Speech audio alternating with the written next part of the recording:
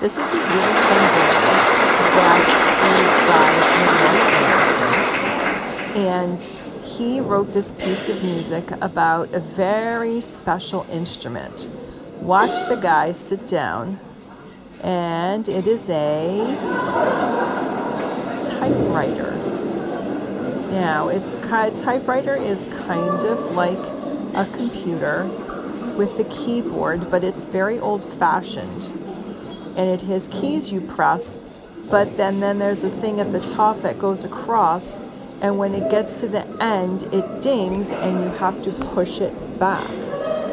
So this guy's just being kind of funny, putting out paper like he's in an office, bottle of water, or a container of water.